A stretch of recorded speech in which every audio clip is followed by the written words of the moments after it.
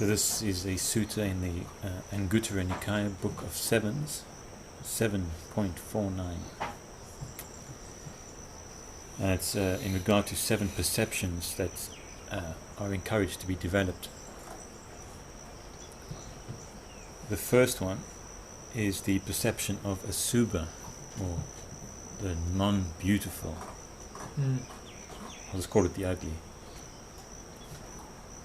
When the perception of the ugly is developed and frequently practiced, it is of great fruit and great benefit.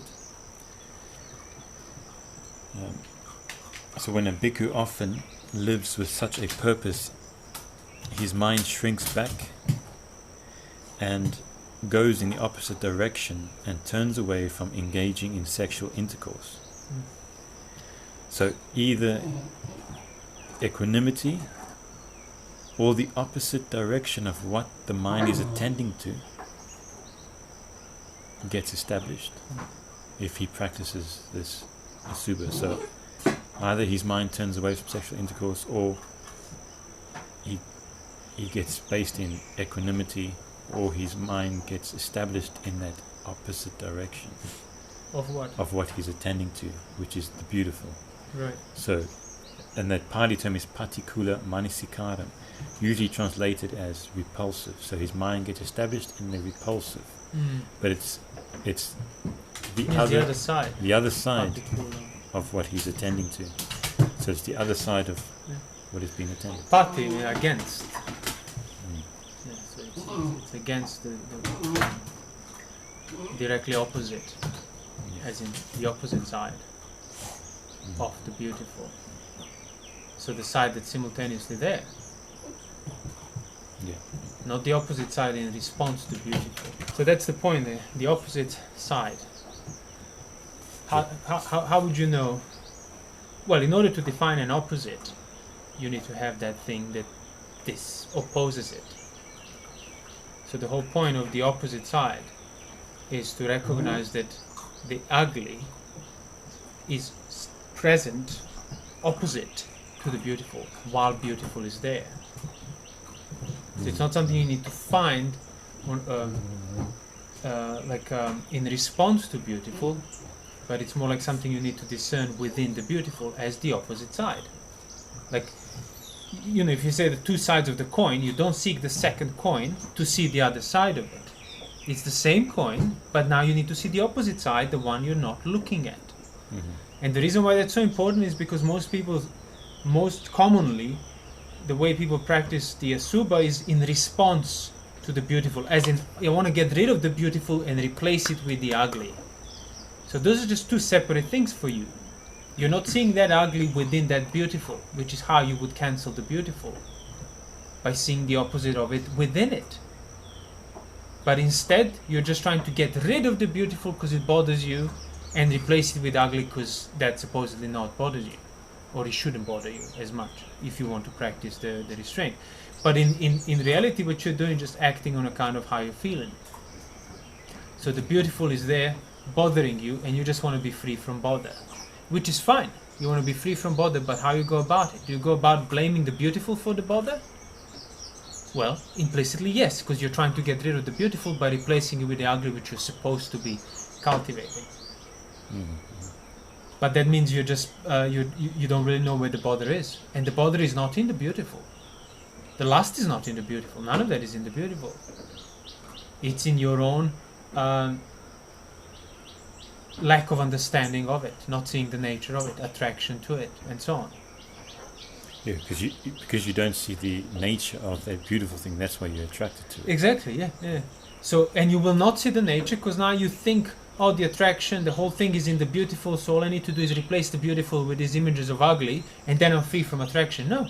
Yeah. And that's exactly what happened to many monks who were practicing wrongly. Then they started getting attracted to the ugly, to the disgusting things, to corpses and so on, because they were wrongly attending again. Yeah. So the right attention, the wrong attention, the attention of the opposite side, or this side, is not in the things, it's how you attend those things within them. So while beautiful is present, you have a chance to discern correctly that, like yoniso manasikara, to attend correctly, to attend to the opposite side of it, that is there, implicit, which is why freedom from the side that is beautiful is possible. So it's you don't have to do anything in response to it. You just need to see through it, and that's why if you actually develop that, doesn't matter what type of beautiful perception you encounter later on in the future, the mind remains equally developed in regard to it. The mind sees through it because it has seen through its nature. So that Go on. beautiful is based on that which is not beautiful. Well, it's That's- inseparable from. yeah. That's the thing. Like, you will not necessarily see it as based upon it, because you start with the beautiful being put first, the nature of ignorance. It shouldn't be first, but being put first is there's no first point. There's no it's beginningless. The attitude that putting the beautiful first, assuming the beautiful. It shouldn't be there, because if you look through it, you just see the ugly, but it is there. Because you start as a person with a mind that's not free from ignorance. That's why if you uproot it, you cannot go back to it.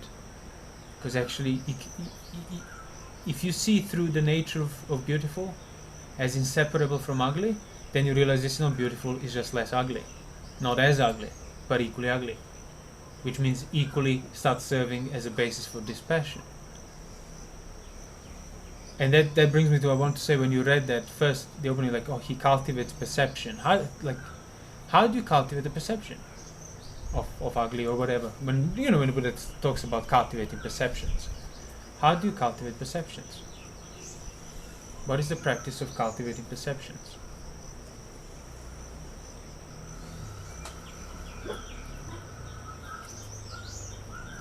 By attending to them. Attending to certain perceptions. Okay. So you can either attend to the beautiful, or you can, What else? by knowing them. So you want to establish your mind in the perception of ugly. Now, how would you do that?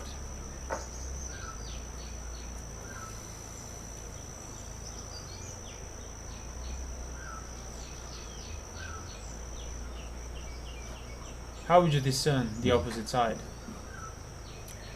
Well, look at the context, see the bigger picture Of what?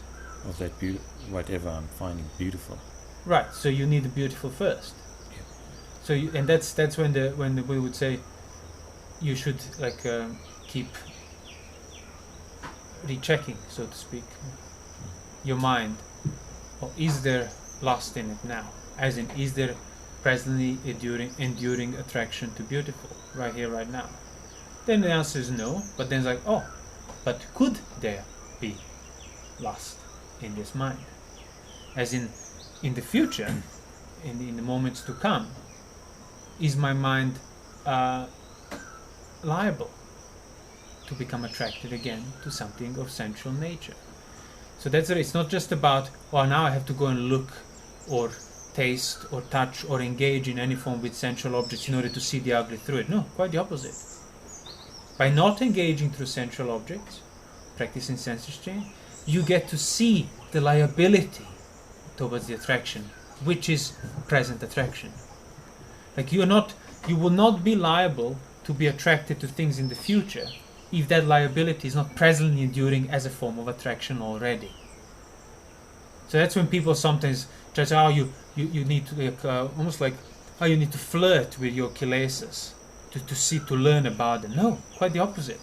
You're actually flirting with is giving into the weakness. By giving into the weakness, you're not going to see your liability because you're already acting out of it.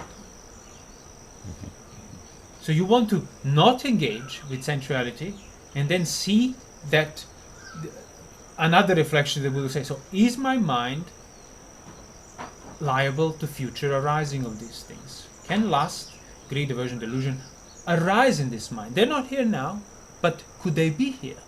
And he says, yes, they can be here. Oh, why will this thing? Oh, because I haven't abandoned things right here, right now, on account of which lust arises. Which is craving for. Depending which angle you want to take on it. Right. But the point is, you want to recognize that the possibility of lust, aversion, delusion manifesting in your experience is already lust, aversion, delusion in your experience, just on a subtler level. You don't need to wait for the central lust, aversion, delusion to say, okay, now I have it. No, you need to restrain from it and then recognize the possibility of those things arising in the future. I mean, how would you know those possibility of lust arising in the future unless that possibility of lust is already present right here, right now, which is how you know it. So if you can discern that possibility of So lust, that's basically the roots of lust. See, the possibility of lust, as the Buddha said, is there because basis for lust is there. You haven't abandoned it. So circumstantially, you're not particularly specifically experiencing any lust right here, right now, but the whole basis, the whole domain of being liable to lust is still there. You haven't abandoned it. Which is why, if you look at it, can these things arise in the future? Yes, means, I'm presently still maintaining their basis. So when the conditions are right, lust will arise on account of the basis that I'm maintaining. So that's the whole point.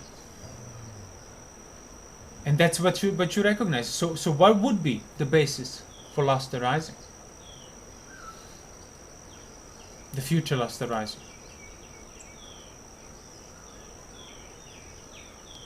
valuing Exactly, valuing of pleasure. pleasure. And then, so there is no pleasure. Now, you're not engaging in essential pleasure, yet you're maintaining the view that that pleasure is valuable, worthy. Or not even that. It's enough to maintain the view that that pleasure is not dangerous. And that's enough to maintain the basis for future lust to arise, not seeing danger. And that's exactly, if you see the extent of the danger, as the Buddha would say, you free yourself from sensuality. Oh, this is the extent of gratification. For as long as I haven't understood the extent of the danger in regard to that gratification, I did not claim I am fully free from sensual desires. Mm-hmm. But when I understood the danger, then you understood the escape, then he claimed that he's fully free from sensual desires. So within the beautiful, the opposite side of the beautiful is the danger. Defined by that beautiful, by the way. It's not a separate thing you have to take on as a separate contemplation as a result of witnessing the beautiful. No, there is the beautiful, perception of attraction, perception of lust, enduring in this mind. Within that, I need to discern that thing as dangerous. So you could already see, like, cultivation of perception is not done on the particular level of this perception, that perception. It's done on the level of the domain of perception. Because you are perceiving the fact that you are liable to future lust, to future sensuality. That is a perception in your mind. That liability is seen, is perceived. And it's not in regard to anything particular experienced by eyes, nose, mouth, ears, and so on. So that's the cultivation of perceptions. That's why he called, like in other suttas, perception of light, perception of boundlessness. None of these things are specific. Oh, can you see boundlessness with your eyes? No, impossible. So these perceptions are mental in regard to the sense domain, in regard to the eyes and so on, in regard to sense organs. So that's another thing. So it's not about looking at this, not looking at that. It's about seeing the liability to pleasure, to lust, to craving on the level of your mind, perceiving it and perceiving the danger in it. That's another perception you develop. The danger within this perception is also perception. Mm-hmm. And if you cultivate it long enough, next time your eye sees beautiful, the danger is seen through that beautiful, with your eyes, because you develop it sufficiently with your mind, the significance of it. Before it's even before the particular beautiful thing has arisen. Exactly, before that has been developed before. But what I'm saying is, if you're free from sensuality, even when particular sensual thing has arisen and seen, it's the danger is seen, not the beautiful of it, which requires ignoring the danger. Mm-hmm. So that's what I mean. You, through development of that right perception of danger, the opposite side implicit in it, seeing it, learning how to basically maintain it in its enduring, that will culminate to the point of where you will stop putting that beautiful first. That will stop being the reference point. Now it's the danger and the ugliness is the Right, reference that's what it point. says, yeah. So then the difference is only like how ugly and how dangerous it is. Not like it's not dangerous, it's beautiful, and then sometimes gets no. It's always ugly. It's always dangerous. Just sometimes it's more dangerous. Sometimes it's less dangerous. Either way, you don't go near it. Mm-hmm. Sometimes I'm near the poison. Sometimes poison is far away. Either way, I'm not engaging with it because it's poison.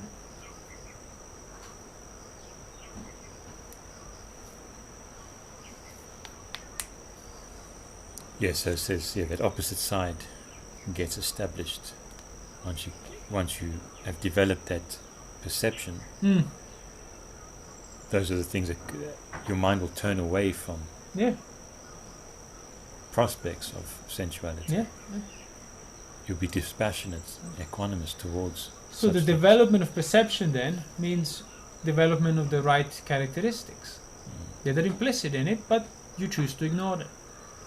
The main chief of those characteristics being the danger, the peril, So the risk. that sign of the danger gets established. Your mind is composed within that knowledge that now you have. Mm.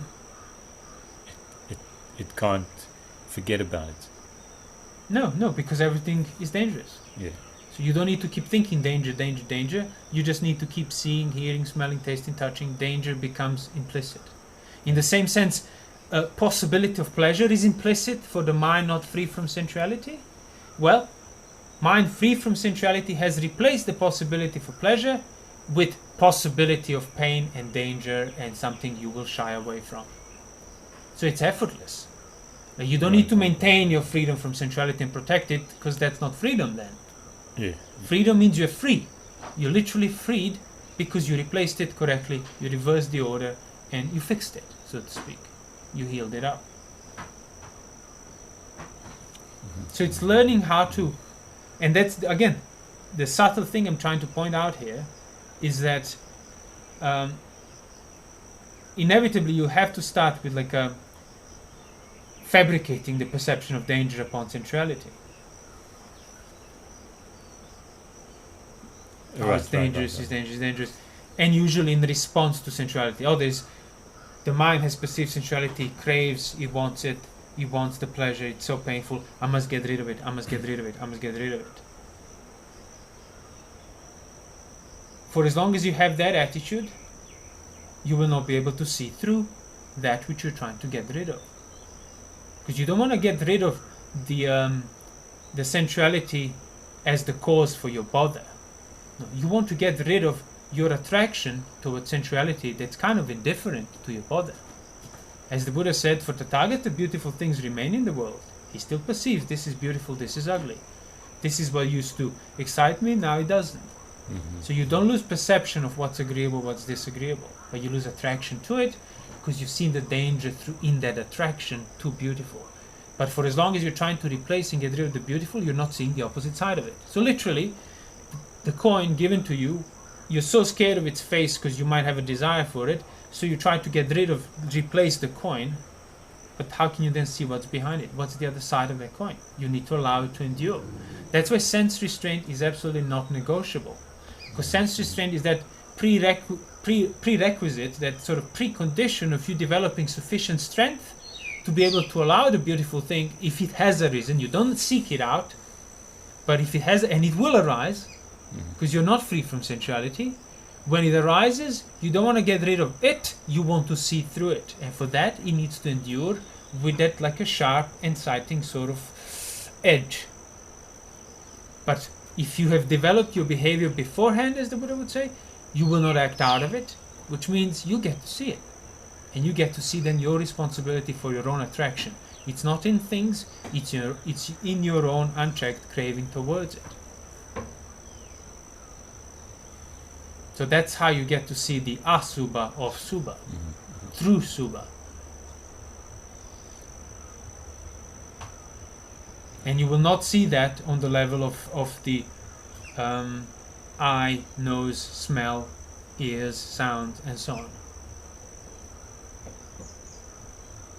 Those will remain agreeable or disagreeable. Right. But when those are agreeable, within that you want to know the danger of it, because it is there.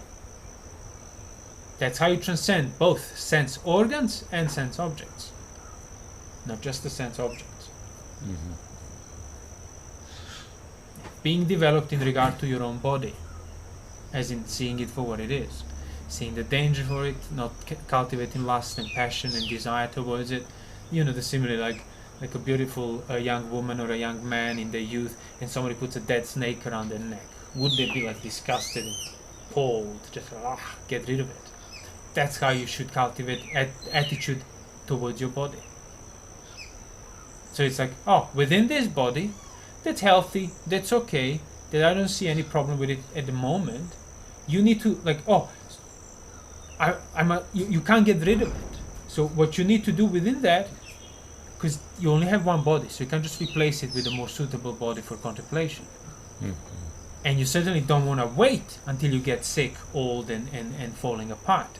So how do you then practice this repulsiveness attitude towards of non-lust and danger within that which you can't see that it's repulsive, and you will never see it as repulsive because it's you? Well, you cultivate it on the level of that liability that we spoke about. You know, this factually, currently healthy, relatively young, strong, and so on body, within that, I mustn't try to get rid of that because I can't. So within that, I need to see the danger of that beautiful, agreeable, healthy life and so on. You don't want to deny that. Exactly. You will fall into the denial if you try to ugly, and visualize this disgust. Yeah, now that's a separate thing. And you're not seeing it on the relevant basis of beautiful. You're not seeing it through the beautiful. You're just doing it in response to it, which means you're denying the first thing of beautiful. So by denying the first things of beautiful that you perceive, you're denying the basis of beautiful. Yeah. Denying seeing it. Which means you're maintaining the basis of beautiful for the future. So your practice of asubha will be valid for as long as your determination lasts. To look at ugly. But there's no wisdom coming out of it. Because wisdom remains even when you stop making the effort. Right. So you stop making the effort, last back. Yeah. Your mind. Exactly, which means towards what the Buddha said, which means that on account of which the future lust will manifest hasn't been abandoned in me. So you abandon it by seeing the danger within the beautiful, not by trying to replace the beautiful. Yeah. Because it is there. Exactly. So you didn't create it. Exactly. The arising had nothing to do with you. That's what I mean. You will inevitably have to act out of the attitude of denying it by blaming it for your own attraction and trying to get rid of it and replace it with perceptions of asubha because that's more wholesome. Yeah. You need to be restrained by body, by speech, by mind, but then you need to allow it to endure. And that's the unpleasant bit. Having sensuality endure, and not act out of it. Right. And that's the satipatthana if it's done rightly. He knows the mind of sensuality, mind affected with sensuality as mind affected with sensuality. Not he knows mind of sensuality and then he gets rid of that sensuality. No, he knows it for what it is. The mind is in sensual domain. It's not his doing. But his doing is if he does what? If he welcomes that domain, if he entertains it, if he delights in it, if he acts out of it. So I will not get rid of the domain of sensuality. You can't. But I will get rid of my delight, my attitude towards it, which is why the domain of sensuality keeps coming back. Because I keep welcoming it in. And same like when the Buddha said, actually, the Mara said to his daughters, who tried to sort of entice the mind of the Buddha, he said, you're wasting your time. I spent 7 years of getting back to him and trying to get him out, and he's nowhere to be seen. So you stop engaging with it. Mara still might be jumping around you trying to entertain it until basically he sees that you are irreversible. It's impossible for you to step back into that domain, and then these things will even stop from appearing to you. Mm-hmm. Literally like flies landing when there is still like bad smell or open wounds. Now you might have healed, but the flies still try to find a place where they can land. The simile the Buddha used is like a crow trying to find the simile the Mara used was like a crow trying to find the edible bit that he can bite on. And he kept coming back to it, kept searching, kept digging, and in the end he gives up. After 6-7 years, the Mara gave up. Mm-hmm. Yeah, 7 years is still. I mean, that's Yeah. But none of those 7 years were Bodha for the Buddha, because the Bodha is never in the Mara or Mara's things. The Bodha is in you, like inadvertently through your own choice, lacking awareness, lacking the danger, perception of danger, wandering straight into Mara's domain. On and on and on. And then keeping yourself there. That's the danger. That's the Bodha. This is just nuisance. Like heat, wind, rain, perceptions of beautiful.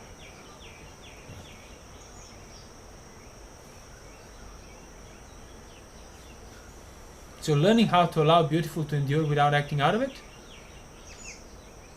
can then reveal the other side. Or then rather, if you learn how to allow beautiful to endure when it has arisen, not act out of it, know the beautiful, know the mind affected with sensuality as mind affected with sensuality, then thoughts of Asubha will actually start to apply correctly as the counterpart of this very same thing here. Counterpart that doesn't deny the beautiful, just reveals its other side.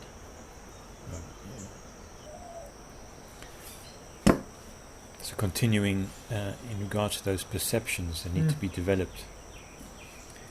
When a bhikkhu becomes accustomed to the perception of death, their mind draws back from attachment to life. And either equanimity gets established or that other side gets established. So either he becomes quite dispassionate or again. And that's exactly the same what we discussed in the previous section. Like, you can even you can afford to practice Asubha at the expense of denying Subha, but see, you can't practice mindfulness of death at the expense of denying life, because you have to be alive in order to practice mindfulness of death. So the perception of that death is counterpart of this life here, so you can't just get rid of it in order to see what death is, which is how people practice Asubha usually. Get rid of the sensuality and then just hammer in Asubha. Yeah, look at something ugly. Look at something else. So now you must, to practice the perception of death, you must die. Not be alive. Yeah, exactly. You must die and then look at it, stare at it for long enough. So that's what I meant when I say, the other side, means the other side is there simultaneously present at the same time within this, like within whatever you're attending. So the death is simultaneously present as the other side of life, that you are alive right here, right now, even if you don't attend it necessarily. You're not attending the fact that you're alive, you're just taking it for granted. That doesn't matter. In its nature, death is implicit. And it wouldn't be implicit if there is no life. In the same sense, Asubha would not be implicit if there is no Subha.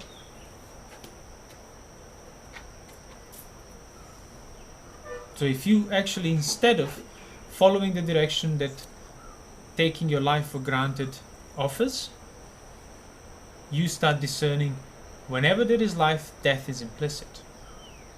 And start developing that subtle, implicit, opposite perception of death within the life, you will experience disenchantment towards life. It will be impossible for you to remain attracted to life. So you have to be able to see that life.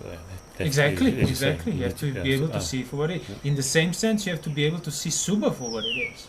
You can't practice Asubha until you have actually understood what Subha is. But you will not understand what Subha is because you just keep trying to get rid of it because it's too painful. So that's Subha. So is that attraction in a way? It's the beautiful, but it's that. For you, there is no attraction without Subha. Yeah. So you can even be attracted to genuine Asubha because you're seeing it as Subha. Because of your attraction. Right. But if you're free from attraction, Subha will still remain. But you wouldn't be attracted to it.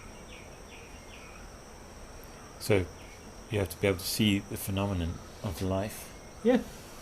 To discern the implicit danger of it. To it. see the other side of it. Yeah. The dangers. The other side of the coin. Yeah. Not a different coin. Not a second coin. The same coin. And then you get to see the dangers. Because it is dangerous. If it weren't dangerous, the Buddha would have said you should abandon it. If you're not seeing the danger, it's because you are not seeing the danger, not because it's not dangerous. But that's something you need to take on faith in the beginning. Right. The Buddha says that it is dangerous. Yeah. And you have nothing to lose if you start practicing towards seeing the danger. You can only gain. So then, whatever you see it life correctly, then whatever's happening in life, you won't be taken. Well, yeah. You're impassioned by it. Yeah, because the passion is not the product of life. Passion is product of you thinking or having a view that life is yours, that life is in your control, that life is not subject to change, that life will not end, that life will last forever. All these are implicit, basically, notions that you have towards life. And hence passion. So passion is because of your notions, misconceptions about life. That's why you have passion towards life. You remove the misconceivings of life, no basis for passion. But again, as I said, you cannot remove the misconceivings of life by denying life. You cannot remove misconceivings about beautiful by trying to constantly get rid of it and denying it because it bothers you. You remove misconceivings by allowing beautiful to endure and then working on your misconceivings of it in regard to it. We said it many times. We said, like, if the sensual thought manifests, the monk, and that's what people misunderstand. Oh, he does away, he gets rid of it. It's like, oh, but how does he go about getting rid of it? Does Buddha say he denies it? No. He gets rid of it by not welcoming it, by not delighting in it, by not entertaining it. That's how you get rid of it, like indirectly, so to speak. You don't get rid of it, but I will not think this, I will not think this. I will not think this, which is why you're thinking it. And that's why that kind of denial always results in build-up of frustrations, because you're contradicting yourself. I will not think sensual thoughts. Which thoughts? The sensual thoughts that you're thinking because you don't want to think them. So, yes, you get rid of it, but how?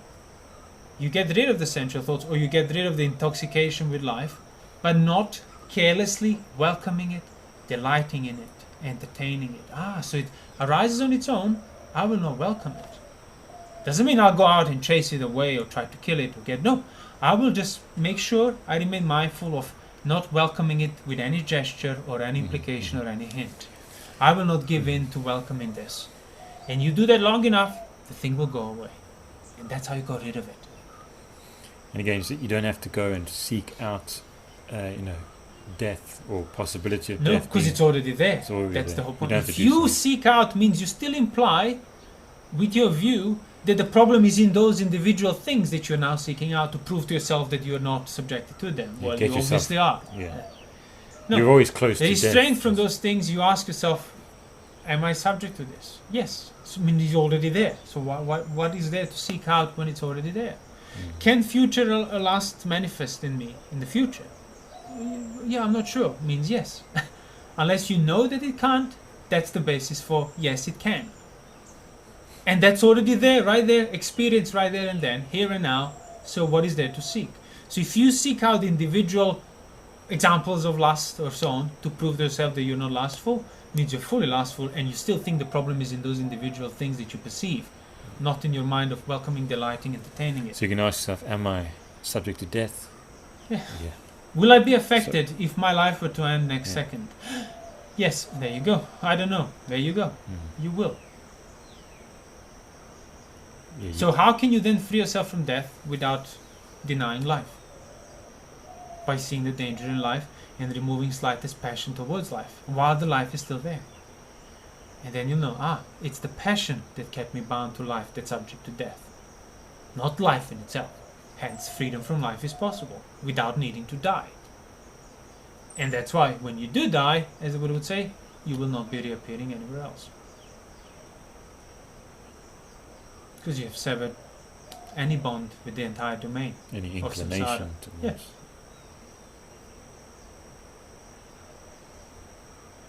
Death is where life is, of any kind. If you remove slightest passion towards that life, there is no basis for death to apply to you. There's another perception. The perception of the other side of eating. Mm. When you develop that perception, your mind draws back from the craving for tastes, Mm. and or you just get equanimous. That's the same thing. Developing the other side of eating, or the other side of food, consuming food. Mm. What else is there while you're eating, experiencing all these tastes and so on? What are all the reasons that you're eating for in the first place? All the going down, chewing, digesting. Yeah. Again, all of that is sort of is secondary to the point that you prioritize the pleasure of eating. That's what you put first. So when you're starving, really, really hungry, losing the sight of that as the reason for your eating, you will be automatically eating out of pleasure for the taste, not of the need for the food. Mm-hmm. So the other side of the eating is, doesn't matter how much you enjoy it or not enjoy it, is something you have to do. So it's a need. It's a necessity. But forgetting that it's a necessity, or rather taking for granted that necessity, covering it up as a necessity, you then get picky. You then start picking tastes and start acting out of taste. But doesn't matter how much acting out of taste you go for, it's still within the necessity. You still need to eat. Yeah, that's the horrible thing. That's the horrible thing, exactly. I need to Like eat. Like the fact that I have hunger to is eat. affecting you, body, physically. And if I don't, that's it. Destroying you. Yeah.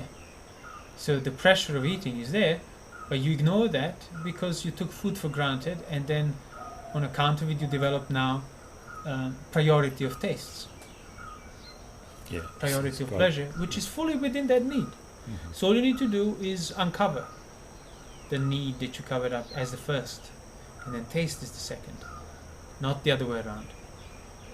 But by covering up that need, the pressure, the hunger, the unpleasantness of it, the being subjected to it, covering that up, you put joy for the taste first. You put pleasure first. It's like a slave taking delight in the master somehow. Well, no, Like saying the slave master forgetting so- is a slave. Yes, forgetting he's a Yeah. slave, and then taking delight in the fact Yeah. that he's Yeah. being beaten every day. It's lovely. He has to do all this work. Yeah. Well, more So- like finding a preference in how he's going to be beaten that day. Finding joy in that. Right, yeah. Forgetting that he has no choice about being beaten, Right. being subjected to discomfort. So it's like, you're subjected to discomfort. If you go through beating stops for a bit, then it comes back. But instead of seeing, is there a way out of this entire situation of being subjected to beating in the first place, he just focuses on what would be the agreeable ways of receiving my beating. That's that craving for taste. Yeah, exactly.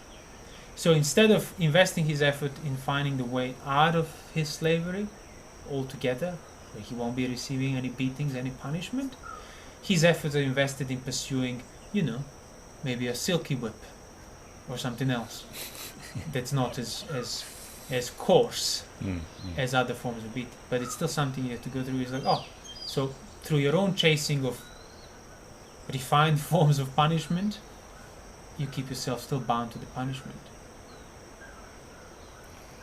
So food, developing that So that's what I mean. If you don't necessity of food. ignore the fact that food is a necessity, that you are subjected to it unpleasantly, you will then not lose the context of why you eat, why you need to eat. Right. Don't matter how agreeable or disagreeable the punishment is, how much enjoyable this is, it's still within the unpleasant, not enjoying fact of hunger. So when the hunger disappears, you stop eating. That's it. Yeah, you see the disease of that hunger. Isn't it? Yeah. The greatest disease is hunger, wasn't it? Yeah, The something like Dhamma that. Yeah, it is affliction. You're constantly afflicted by hunger. Yeah, it's the greatest affliction. Yeah. So your way of dealing with affliction is not freeing yourself from being liable to affliction altogether. Your way is just finding the pleasurable aspects of affliction. Yeah. Still affliction. Mm. So you're not really dealing with anything, just covering it up. So that enjoyment of taste and cooking and recipes. Yeah, that and comes so out on, of putting kind that of- first. Putting that But when you see that other side, the necessity of food, the it becomes passion quite towards taste will ridiculous. disappear. Yeah, yeah. Seems like quite a bit. It would be like well, it would be impossible to make the effort towards it, towards the taste.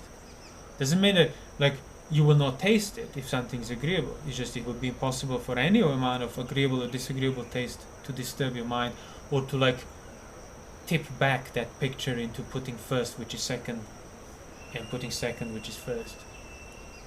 Taste is always second.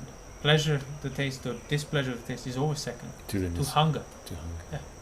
But for you, taste is the first, craving is the first. Everything else is second. You even forget about hunger. You even forget that you eat out of hunger. Yeah. Which is why then people eat even when they're not hungry. Just seeking out the taste. Because the taste is now the criteria. The pleasure of the taste is the criteria. But doesn't matter how great, how refined that criteria you might have developed, it's still within the need of hunger.